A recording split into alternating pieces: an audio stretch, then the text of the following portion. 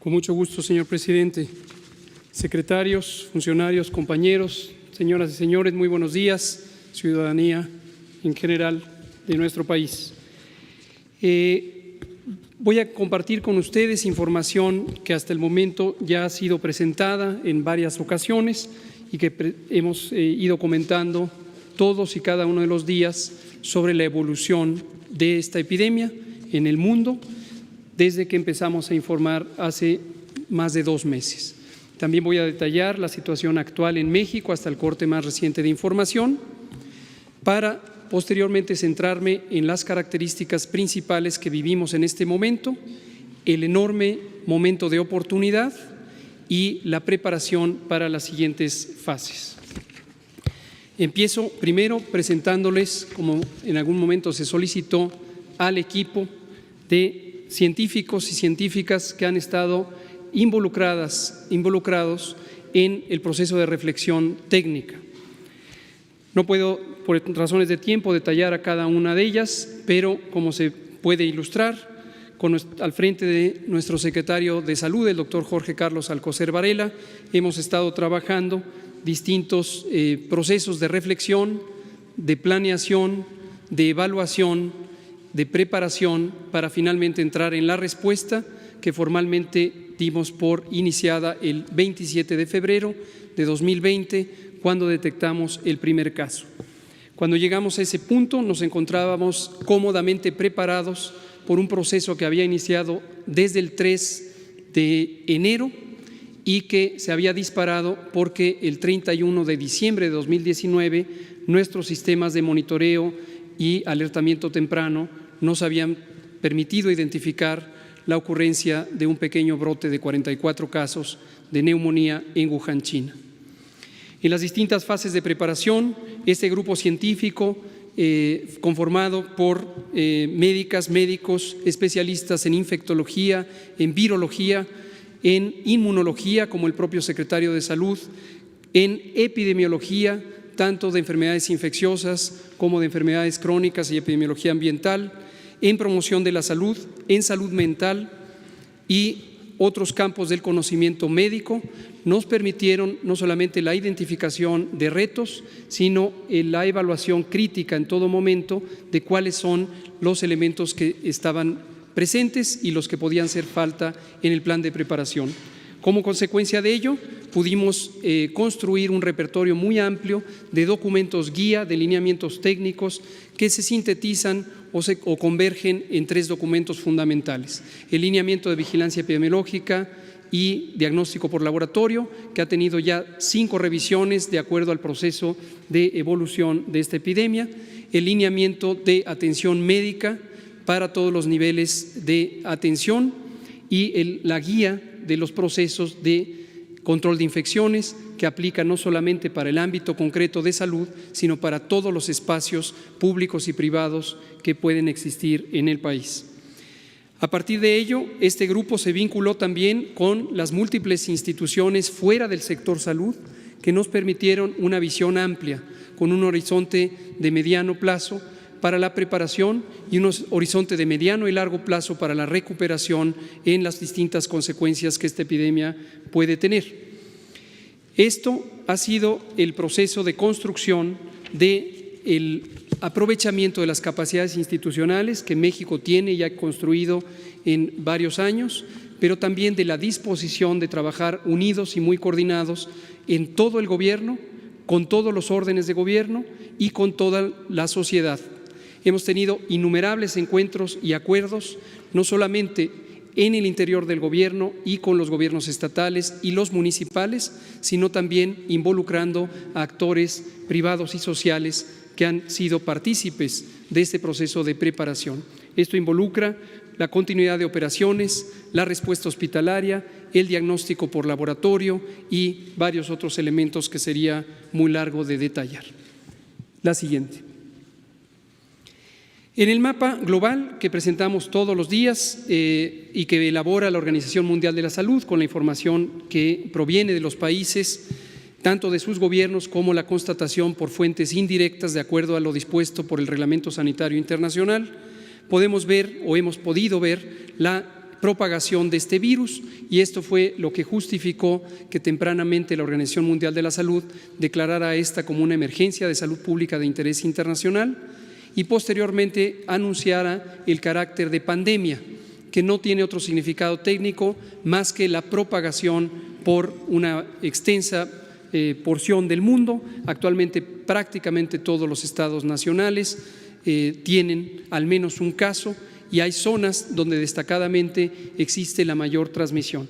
En su momento, en las primeras semanas, en enero y hasta la mitad de febrero, la región asiática, específicamente China y el sureste asiático, fueron el motor de la propagación. Posteriormente, la zona europea ha sido y lo es todavía el motor principal de la propagación, pero en los últimos 3 a 4 días, la región de América es también ya un motor importante de propagación. A partir de ayer, la Organización Mundial de la Salud reconoció lo que nosotros hemos estado anunciando, por lo menos en los últimos 8 días, que es la existencia de transmisión comunitaria en México.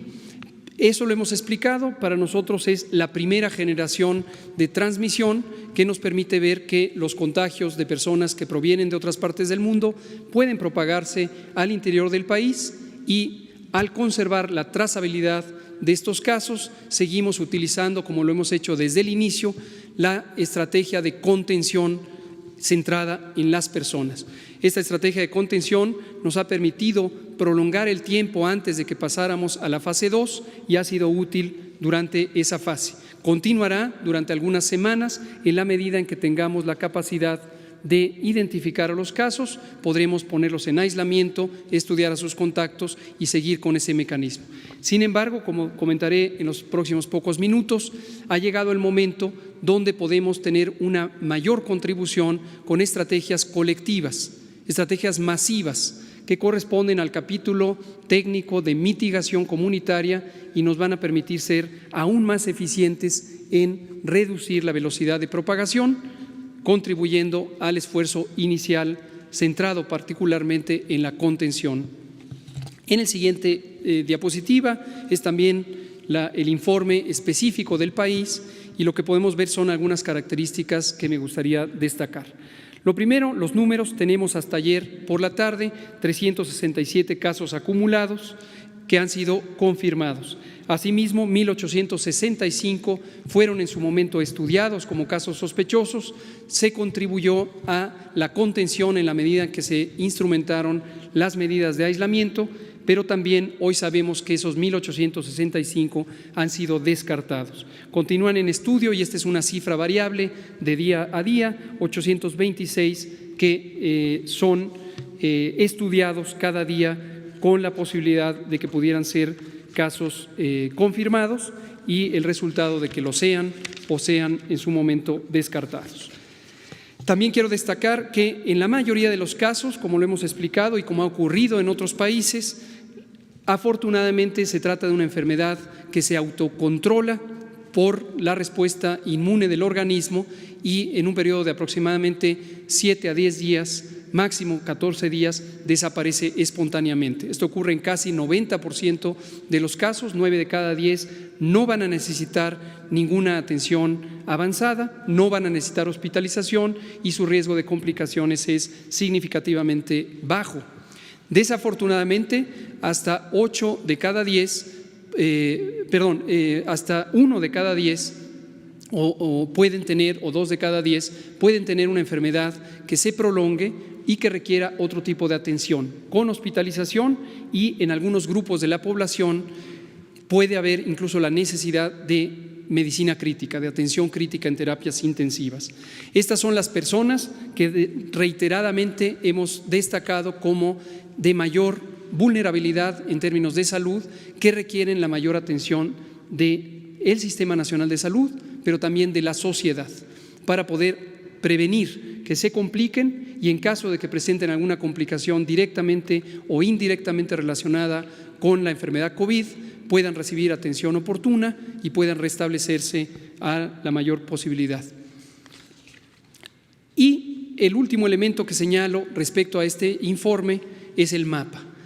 Hemos identificado desde el principio, esto es predecible por los métodos epidemiológicos, que esta epidemia no se comporta en forma homogénea a lo largo del territorio nacional. Esto tiene que ver con muchísimas razones, pero fundamentalmente con la manera en que está agregada la población. En la región metropolitana del Valle de México tenemos la mayor concentración de población y esperablemente vamos a tener no solamente el mayor número de casos, sino la mayor velocidad de propagación, seguida de las otras zonas urbanas y periurbanas en la región de Guadalajara, en la región de Monterrey y también en las zonas turísticas donde ingresó el virus en Quintana Roo. Esto lleva, por lo tanto, a que las medidas de salud pública necesarias para el control de la epidemia tengan que ser en todo momento racionalizadas. Racionalizadas quiere decir adecuadamente fundamentadas en la evidencia científica, en los métodos técnicamente demostrados y que puedan aplicarse en donde corresponde.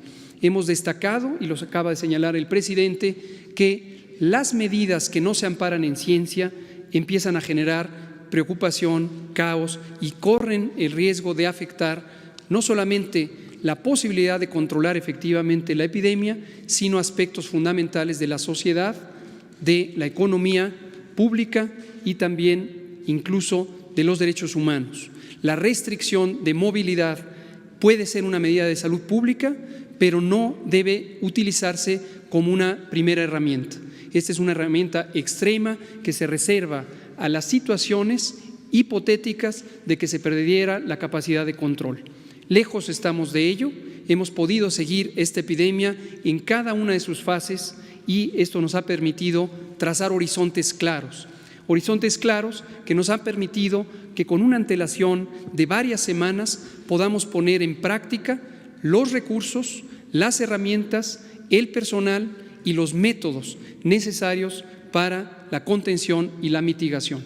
Declaro y reitero, las medidas extremas son parte del repertorio de salud pública, pero lejos estamos de necesitar medidas que vulneren la vida pública o que afecten a las garantías individuales. En la siguiente diapositiva quiero destacar dos elementos y estos los quiero destacar con un sentido de confianza y de optimismo en la enorme oportunidad que México ha tenido por no ser el país de origen de esta epidemia. Como todos sabemos, esta epidemia empezó con el año en la región asiática, específicamente en China, y como era esperable, se propagó a varios otros países. El aprendizaje científico, técnico que ha podido tener México por la experiencia vivida y la extensa documentación científica sobre el comportamiento de este virus en el resto del mundo nos da una ventaja respecto a otros territorios. Y la ventaja es poder programar adecuadamente el momento de cambio de las distintas fases y de las medidas de salud pública.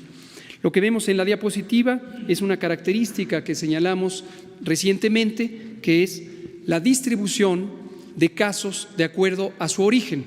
Tenemos que 80% de los casos han venido del exterior, ya sea por connacionales que viajaron o por ciudadanos de otras nacionalidades que llegaron a México. Sin embargo, hasta casi el 20% son casos que derivan de este proceso de importación y son los contagios directos por personas que viajaron hacia personas que no han viajado.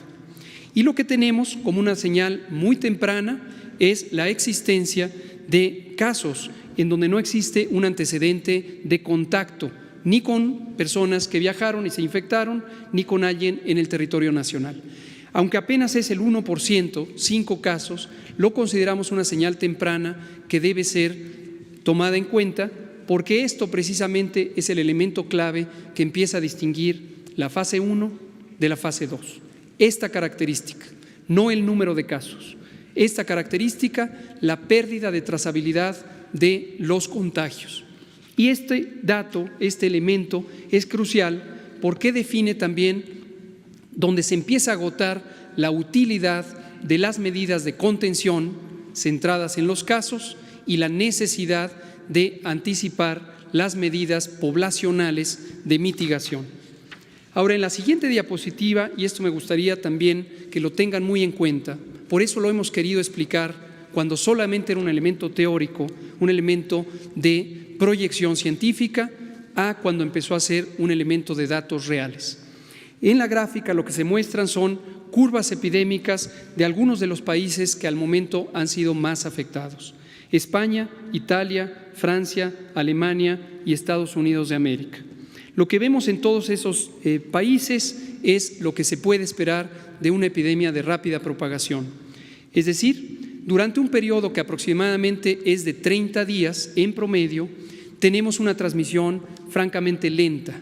A partir del primer caso empieza a contarse este periodo y hasta durante 30 días se va encontrando que la suma de casos, pero particularmente los casos que se agregan cada día, se cuentan en menos de decenas, en muy pocos casos, hasta que se llega a un punto que técnicamente le llamamos punto de inflexión, pero que gráficamente, visualmente, todas y todos lo podemos identificar como este punto en donde se dobla la curva epidémica. La curva epidémica es la representación de los casos diarios que se pueden documentar. Se puede ver en todos esos países y en cualquier otro país del mundo que se llega a ese punto importante de inflexión. Finalmente, en la parte baja de la diapositiva, apenas visible, está una línea de puntos gruesos que corresponde a lo que está ocurriendo en México. Todavía no hemos llegado al punto de inflexión. Todavía no hemos llegado al punto en donde cambiamos de una propagación lenta a una propagación muy, muy acelerada. Y esta es la oportunidad de México. La oportunidad de México es haber actuado oportunamente en reconocer que esto podía darse y haber planeado el momento correcto de la implantación de las medidas comunitarias. El momento es este y, por lo tanto, queremos declarar formalmente el inicio de la fase 2. El inicio de la fase 2 lo que nos permite es trazar el horizonte para los siguientes 30 a 40 días, en donde empezaremos a visualizar que México, por haber anticipado 2 semanas antes las medidas generales, las medidas masivas que tienen los mayores impactos, tanto en reducir la transmisión y desafortunadamente también en las consecuencias sociales, vamos a poder doblar la curva, vamos a poder tener menor transmisión. Quiero ser muy claro, seguiremos teniendo transmisión. La expectativa no es terminar con la epidemia de un momento a otro. También quiero ser claro que el éxito en la reducción de la transmisión, en vez de llevarnos a una epidemia corta, nos va a llevar a una epidemia más larga. Pero esto es importante, porque lo que nos lleva es a administrar el riesgo. Administrar el riesgo, en términos llanos, lo que quiere decir es lograr tener que cada día haya menos casos de los que se pueden atender en la infraestructura de salud del Sistema Nacional de Salud de México. Y por eso es importante que estas medidas de mitigación comunitaria sean tomadas en cuenta. Destaco que en términos de mortalidad, mientras que muy triste y desafortunadamente algunos países ya tienen decenas, centenas o millares, nosotros apenas tenemos 4 muy desafortunadas, pero solo 4 muertes. Italia tiene 5.476 muertes, en España han muerto 1.720 personas, en Francia las defunciones ya se suman en 674, mientras que en Estados Unidos hay 407 decesos atribuibles a COVID. Y por su parte Alemania tiene ya casi 100, tiene 94 personas fallecidas relacionadas con la epidemia. México tiene 4. México encuentra, por lo tanto, el área de oportunidad, la aprovecha y la usa con base en ciencia y con base en los métodos de la salud pública. Vamos a ver qué elementos se definen formalmente a partir del día de hoy y en términos de su soporte legal. En la siguiente diapositiva lo que vemos es a la personaje clave que nos ha permitido comunicar a toda la ciudadanía, a toda la población, adultos, jóvenes, niños, adultos mayores, qué vamos a hacer. La personaje es su sana distancia. Su sana distancia lo que nos permite es trazar un círculo, un radio de más de 1.5 metros, que es la distancia necesaria para evitar el contagio en forma individual. Si nos mantenemos en una sana distancia, vamos a poder alejarnos de la fuente de propagación, que es la vía respiratoria de aquellas personas infectadas. Esto podemos hacer y lo debemos hacer en forma individual, quedándonos en casa, manteniéndonos a sana distancia. Pero también tenemos la Jornada Nacional de Sana Distancia. En la siguiente diapositiva resumimos las intervenciones masivas que la sociedad puede y debe tener para lograr la reducción de la transmisión de este virus. En primer lugar, proteger y cuidar a las personas adultas mayores y otros grupos de mayor riesgo. Como ya hemos dicho, las personas mayores a 65 años tienen un riesgo cada vez más grande conforme tienen mayor edad para complicarse o incluso para morir. Hay que estar muy al pendiente, no solamente ellas mismas, sino también su familia, su comunidad, la sociedad en su conjunto y desde luego el gobierno. Tenemos que cuidar a nuestros adultos mayores, son la memoria histórica de nuestra patria y no podemos permitirnos que por omisiones les dejemos caer en una situación de adversidad. Lo segundo es suspender las clases en todo el sistema educativo nacional, esto ya desde ayer, 23 de marzo y hasta el 19 de abril.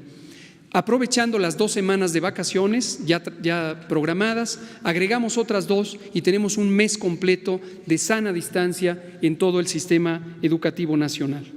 Asimismo, hemos definido suspender temporalmente, por las mismas fechas, eventos y reuniones de concentración de 100 personas o más. Hemos puesto un límite razonablemente bajo para este límite crítico de concentración.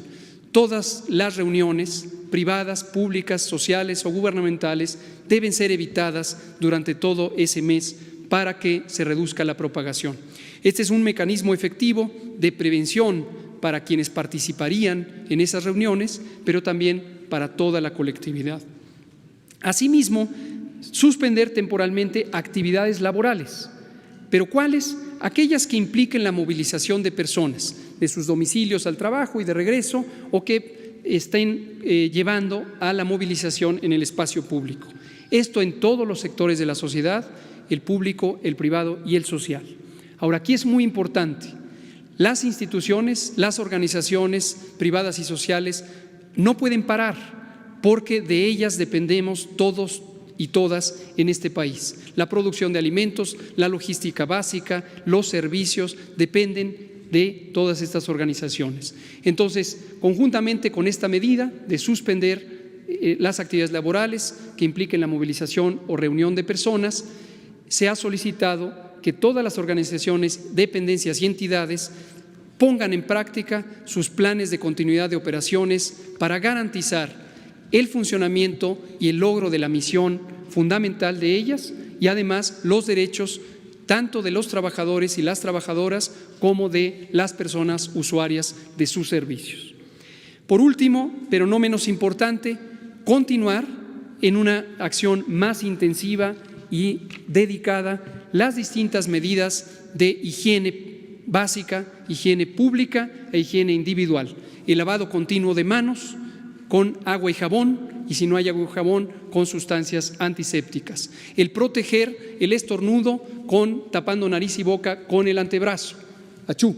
Y también que quien esté con síntomas se quede en casa, se quede en casa toda persona que pudiera tener síntomas y que no tenga riesgo de complicarse, que es la gran mayoría, que se quede en casa por 15 días para que no transmita a otros. Ahora bien, enfatizamos, si se es un adulto mayor, una mujer embarazada o una persona con enfermedades crónicas, en particular diabetes, hipertensión, obesidad y enfermedad pulmonar o cardíaca, así como enfermedad renal o cualquier causa de supresión del sistema inmune, no esperar. Hay que acudir a evaluación médica para prevenir las complicaciones. Por último, y anticipándonos a la siguiente fase, que también vendrá, que es la fase 3, en donde pudiera existir transmisión generalizada, es la fase en donde nuestro Sistema Nacional de Salud va a tener retos importantes.